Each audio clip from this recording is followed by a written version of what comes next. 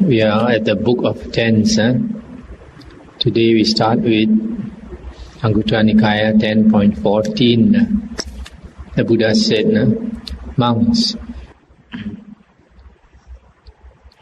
in whatsoever monk or nun, 5 mental obstructions are not abandoned, and 5 bondages of the mind are not well rooted out. In such a one, come night, come day, decline, not growth, in good states may be looked for. I stop here for a while. These 5 mental obstructions are called Cetokila, and the 5 bondages of the mind are called Cetaso Vinibanda. In the Venerable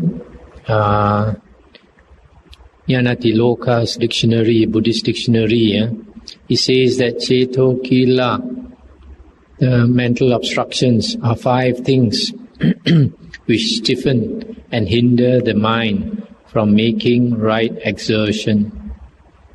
And Cetaso Vinibanda, mental bondages, are 5 things which hinder the mind from making right exertion. So basically these 2 things are what hinders the mind or obstructs the mind from making effort, striving, exertion. Now these 2 things are also described in the Majjhima Nikaya, Sutta number 16. And then the Buddha continued, and of what sort are the 5 mental obstructions not abandoned? Herein a monk has doubts and waverings about the teacher. He is not drawn to him. He is not sure about him. In a monk who so doubts and wavers, who is not drawn to and is not sure about the teacher, the mind of such a one inclines not to exertion, to application, to perseverance, to striving. In him whose mind inclines not to these things, this first mental obstruction is not abandoned. Again, monks, a monk has doubts about Dhamma. He has doubts about the Sangha, about the training. He is annoyed or vexed with his companions in the holy life, displeased, troubled in mind. In a monk who is thus, his mind inclines not to exertion, etc., to striving. In him whose mind inclines not to these things, these are the 5 mental obstructions not abandoned. And of what sort are the 5 mental bondages not well rooted out? Herein a monk has craving for sensual pleasures, desire, affections, thirsting, distress, and lust have not gone from him. In a monk who is such, the mind inclines not to exertion, to application, perseverance, and striving. In him whose mind inclines not to these things, this first mental bondage is not well rooted out. Again, a monk has craving for the body. He has craving for forms. Having eaten his belly full, he lies given to the pleasure of lying down on back or side, a prey to torpor, or he leads the holy life with a view to join some order of devas, with the thought, by virtue of this way of life or practice or austerity, or holy life, I shall become some deva or other. Whatsoever monk has such an object in view, his mind inclines not to exertion, to application, to perseverance and striving. In him whose mind inclines not to these things, this 5th mental bondage is not well rooted out. Monks, in whatsoever monk or nun, these 5 mental obstructions are not abandoned, and these 5 mental bondages are not well rooted out. In such a one, come night, come day, decline, not growth, in good states may be looked for. Just as monks, in the dark period of the moon, come night, come day, it wanes in beauty, wanes in roundness, wanes in splendor, wanes in the height and compass of its orbit. Even so, in whatsoever monk or nun these 5 mental obstructions be not abandoned, or these 5 mental bondages be not well rooted out. In such a one, come night, come day, decline, not growth in good states may be looked for. But in whatsoever monk or nun they are abandoned and rooted out, growth, not decline, in good states may be looked for. That's the end of the sutta. The rest I'm not going to read. It's the reverse, the vice versa. So now I explain a bit about the first one, the Cetokila, 5 mental obstructions. The first one is the monk has doubts about the teacher. Here, the sutta is referring to the Buddha, because our real teacher is the Buddha. Other monks are supposed to be good spiritual friends who introduce you to the Buddha's teaching. The real teacher, the original teacher is the Buddha. So the first one, he has doubts about the Buddha. The second one is to have doubts about Dhamma. Doubts about Dhamma, the Buddha's teachings. The third one is to have doubts about the Sangha. Now, the Sangha normally refers to the community of monks. This you can see from the Majjhima Nikaya. Every time somebody takes refuge with the Buddha, Dhamma and Sangha, they refer to the Bhikkhu Sangha. Also in the Dakina Vibhanga Sutta in the Majjhima Nikaya, Sutta 142, it is stated that if you make an offering to if you make an offering to monks or nuns for the sake of the Sangha, then the merit, the blessings is immeasurable, boundless, and it surpasses the merit of giving to any single individual, including the Buddha. And even if the monks or nuns that you make an offering to are corrupt, they don't keep the precepts, etc., still, if you make that offering for the sake of the Sangha, then your merit is boundless. So that is the Sangha. Again, some people say when you say Sangha, it refers to the Arya Sangha. This is not quite true, because even though it is mentioned sometimes that the Sangha consists of the 8 types of Arya, that is the ideal case. And if you take refuge with the Arya Sangha and you don't know who is an Arya, how do you take refuge? Whereas if you take refuge with the Bhikkhu Sangha, the Sangha of monks, then anybody who wears the robe represents the Sangha of monks. Just as, for example, nowadays doctors, when you refer to a doctor, a physician, who is a doctor? A doctor nowadays is somebody who is registered with the Medical Association, right? MMA, Malaysian Medical Association. Is registered, that means he is qualified as a doctor because he has graduated from some university. And so he is given the license to practice. So you say that person who is registered with the Medical Association and practicing as a doctor is called a doctor. But ideally, a doctor is one who helps sick people, who helps sick people for the sake of doing so and not for the sake of money. So even if a person who helps people to get well, physically well, and even though he's not registered with the medical association, and, for example, he keeps the Hippocratic oath, because doctors are supposed to take an oath to help people, and they are supposed to do the best of their ability to help people who are sick and in need of help.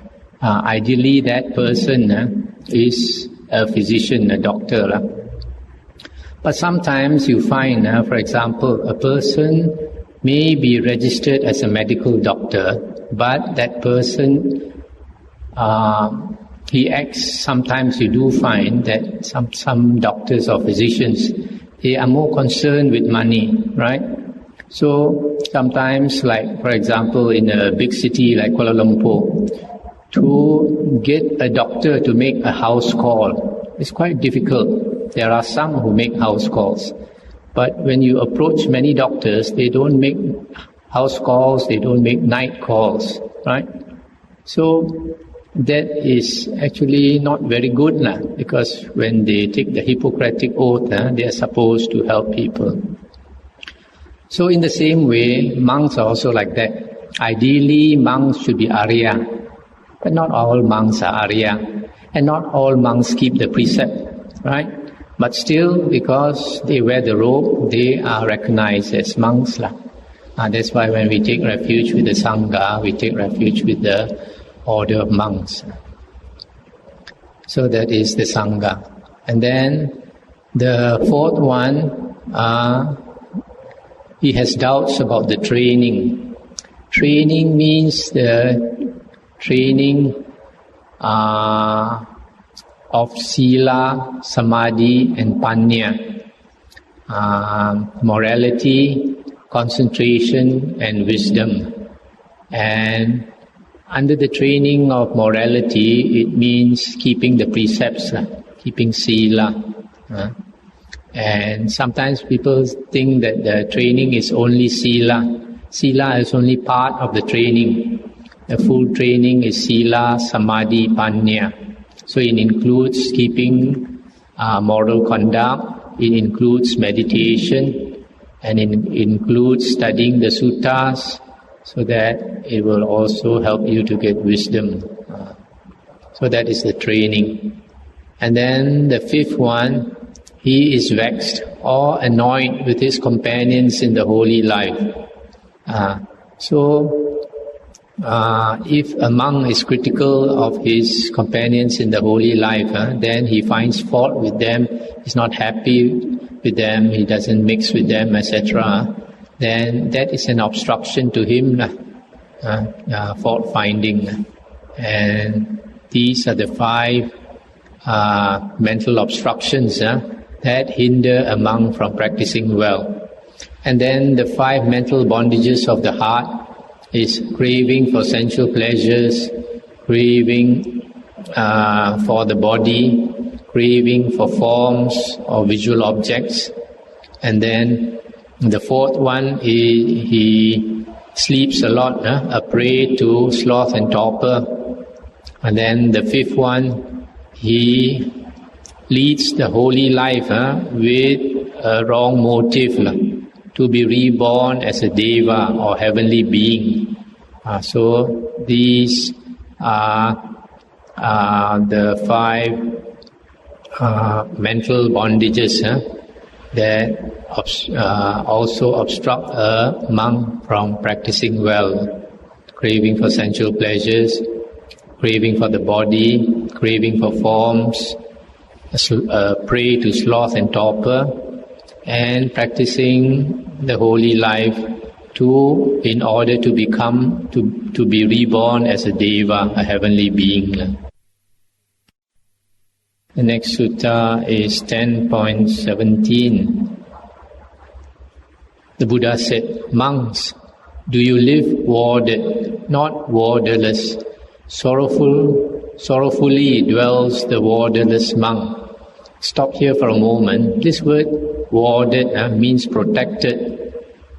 So what the Buddha is saying is, monks, do you live warded or protected, not unprotected?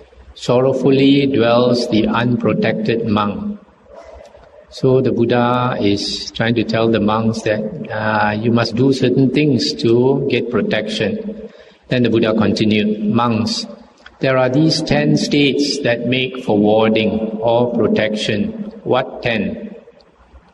Herein a monk is virtuous, restrained with the restraint of the Patimokkha, perfect in conduct and resort, seeing danger in the slightest faults, and undertaking the precepts, trains himself therein. In so far as a monk is such a one, this is a state that makes for warding. Then again, a monk has heard much. He bears in mind what he has heard. He stores up what he has heard. Whatsoever teachings, lovely at the beginning, lovely midway, lovely at the end, in spirit and letter, do stress the holy life in all its fullness and utter purity. Such teachings are much heard by him, borne in mind, repeated aloud, pondered, and well penetrated by vision or view. In so far as a monk is such a one, this too is a state that makes for warding. Then again, a monk has a good friend, kalyana mitta, a good ally, a good companion. In so far as a monk has such friendship, this too is a state that makes for warding. Again, a monk is pleasant to speak to. He is blessed with qualities that make him easy to speak to. He is patient and clever at grasping instruction given. In so far as a monk is such, this too is a state that makes for warding. Then again, in all the undertakings of his companions in the holy life, be they matters weighty or trivial, he is shrewd and energetic, possessing ability to give proper consideration thereto, as to what is the right thing to do and how to manage it. In so far as a monk is such a one, this too is a state that makes for warding. Then again, a monk delights in Dhamma, is pleasant to converse with, rejoices exceedingly in higher Dhamma and higher Vinaya. In so far as a monk is such a one, this state also makes for warding. Again, a monk dwells resolute in energy for the abandonment of bad qualities, stout and strong to acquire good qualities, not shirking the burden in good qualities. In so far as a monk is such a one, this too is a state that makes for warding. Again, a monk is content with whatsoever supply of robes, alms, food, lodging, comforts, and medicines for sickness he may get. In so far as a monk is such a one, this too is a state that makes for warding. Again, a monk has recollection, possessed of supreme recollection and prudence, able to call to mind and remember things done and said long ago. This too is a state that makes for warding. Again, monks, a monk is possessed of wisdom. He has wisdom for seeing the rise and fall of things, wisdom which is Aryan, penetrating, going to the utter destruction of ill. In so far as a monk has all these 10 qualities, this too is a state that makes for warding. Monks, do you live warded, not warderless? Sorrowful dwells the warderless monks. These then are the 10 states that make for warding. That's the end of the sutta. Now I'll comment. The first one that makes for protection is virtue or moral conduct. The monk is, here is mentioned the Patimokkha. Patimokkha is the code of precepts, 227, that a monk is supposed to hold as best as he can. Because it's not possible for a monk to be perfect in all the precepts. And so, however well he can uphold the precepts, he is supposed to try as best as he can. Then, so if a monk has virtue, this is a state that makes for protection. The second one, the monk has much learning.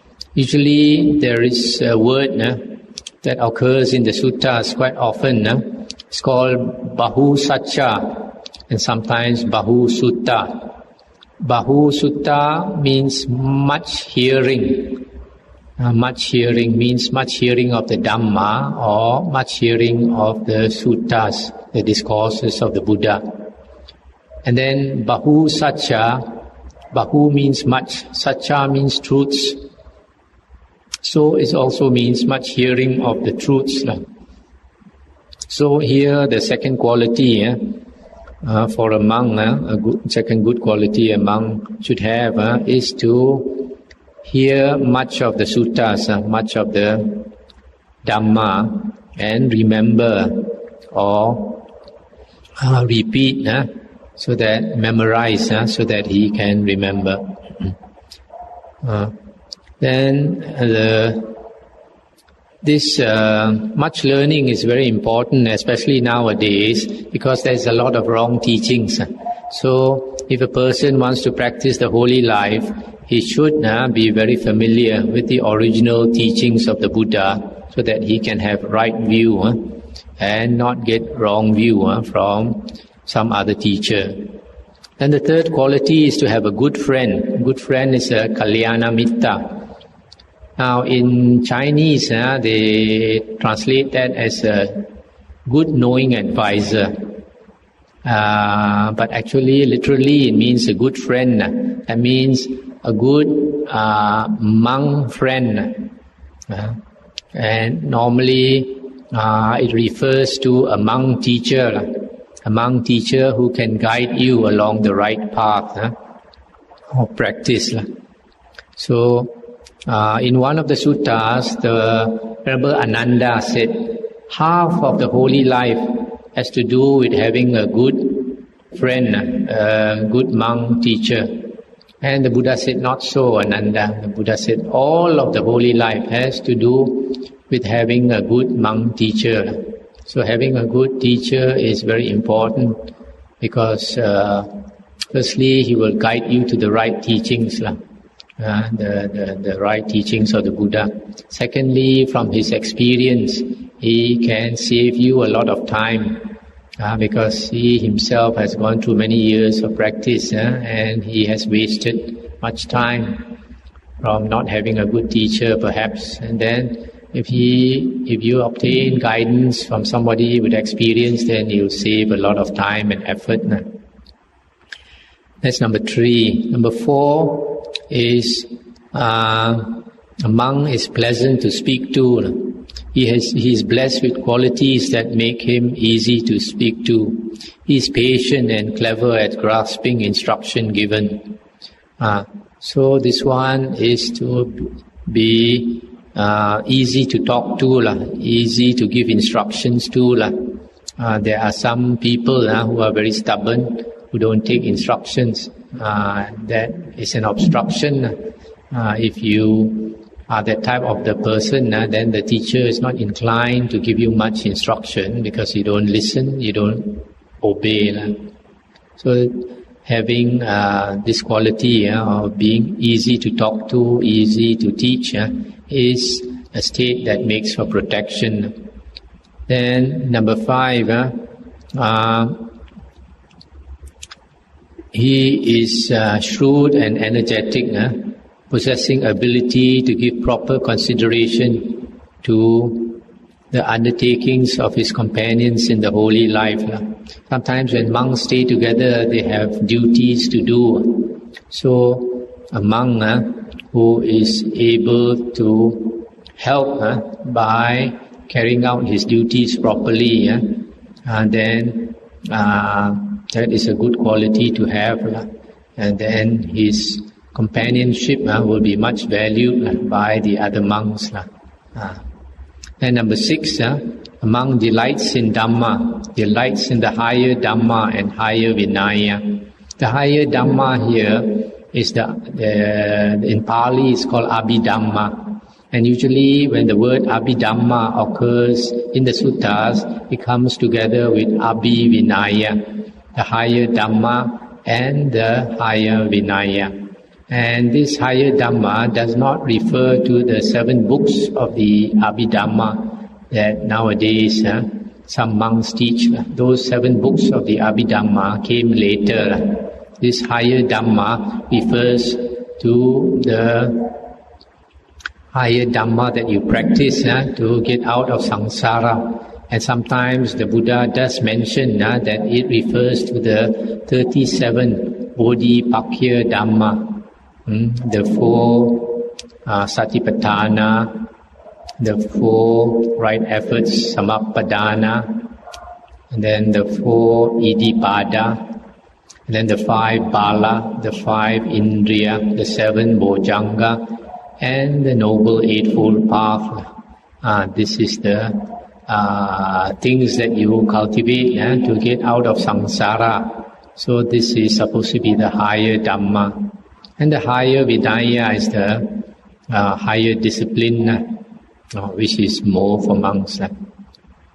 Number 7, the monk dwells resolute in energy for the abandonment of bad qualities and to acquire good qualities.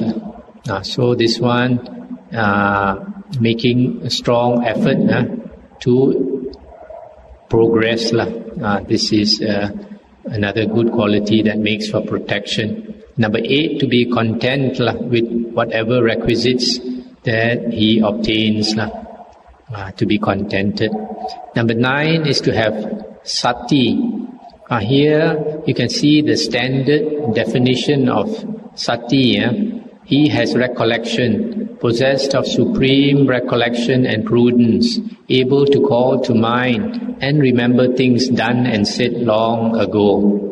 Very often nowadays they translate sati as mindfulness, but from the definition of sati, here you can see it means being able to remember what was said and done a long time ago. So it is the quality of remembering. So recollection is a good word because it means the same thing as remembering. Now what do you mean by recollection? Recollection means calling to mind, remembering. That means remembering to practice.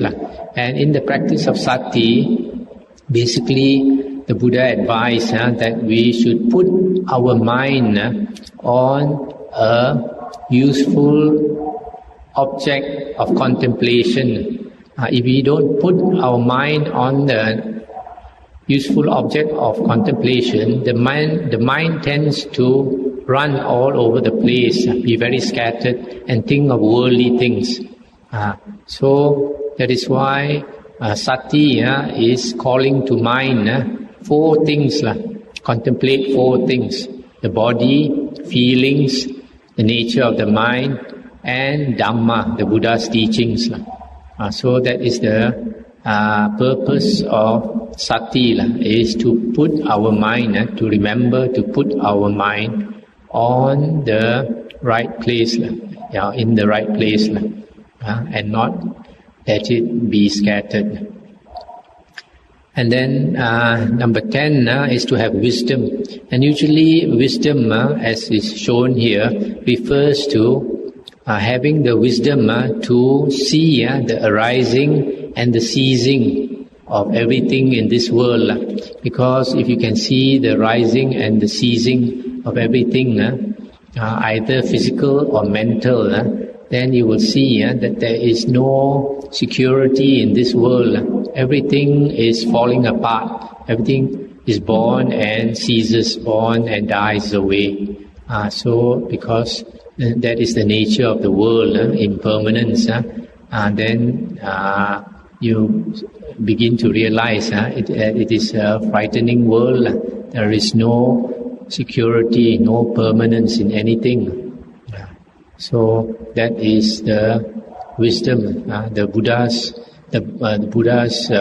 notion of wisdom is not like worldly wisdom. Worldly wisdom is to know a lot of things.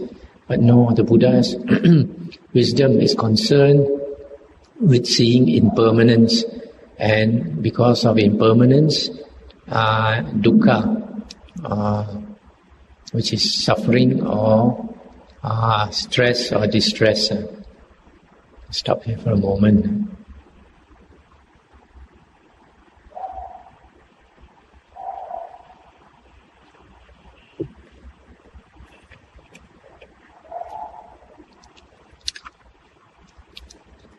So, just now, those 10 qualities, if a monk possesses, it helps to protect him.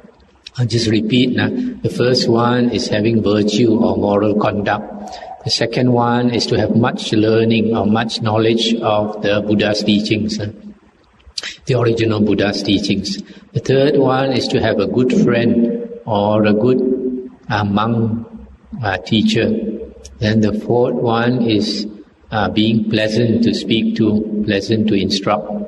Then the number 5 is to have the ability to carry out duties of the Sangha. And then number 6 is to delight in the Dhamma, to have an affinity for the Dhamma. Number 7 is to be very energetic to practice or cultivate and abandon bad qualities and acquire good qualities. Number 8 is to be content. Number 9 is to have sati, recollection. Number 10 is to have wisdom.